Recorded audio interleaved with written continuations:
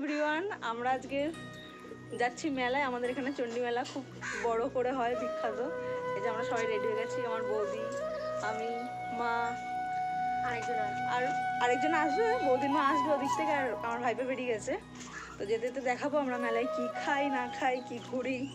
ঠাকুরটা চণ্ডী মেলা আমাদের এখানে খুবই বিখ্যাত মেলা, একটা খুবই বড় করে মেলা হয়। তো তোমাদেরকে দেখাবো, তো চলো আমার সাথে থাকো। তো দেখতে পাচ্ছ আমরা মেলার ভেতরে চলে এসেছি, আর এটা হলো মেলায় ঢোকার প্রথম মুখটা। আর তখনও সব দোকানপাট বসেনি, সামনে মানে ঢোকার সময় তখনও সব দোকানপাট বসেনি, ভেতর দিকে অনেক দোকানপাট বসে গেছে। কারণ আমরা গেছি সাড়ে চারটের মতো চলে গেছি আমরা, কারণ মেলায় যাওয়া মানেই হলো ঠেলা খাওয়া। কিছু খাও না খাও, প্রথমে ঠেলা খেতে হবে। তাই জন্য আমরা ঠেলা খাবো না বলে আগে থেকে চলে গেছি। তো তাও অনেক মানুষ, তখনও অনেক মানুষ চলে গেছিলো মেলায়।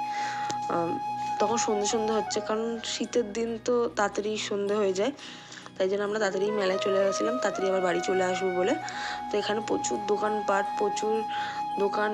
অনেক কিছু যাবতীয় অনেক সংসারের জিনিস বলো, বাচ্চাদের খেলনার জিনিস, মেলা মানে তো এগুলোই বসবে।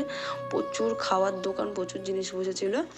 তো এইটা আমরা মায়ের মন্দিরের কাছে আগে মাকে দর্শন করবো, তারপরে বাকি মেলাটা ঘুরবো। তো আমরা মাকে দর্শন করার জন্য চলে গেছি। এটা হলো মায়ের মন্দির। প্রত্যেক বছরই সুন্দর করে সাজানো হয়, এ বছরও সুন্দর করেই সাজানো হয়েছে। আর মায়ের মুখ তো, মায়ের মুখের দিকে তাকিয়ে থাকার মতনই, এতটাই মিষ্টি হয় মায়ের মুখ প্রত্যেক বছরে। আর এই যে আমি আর ভেতর দিকে যাইনি, কারণ প্রচণ্ড ভিড় ছিল ভেতর দিকটা। তো এখানে একটা মানুষ স্ট্যাচু হয়ে দাঁড়িয়েছিল।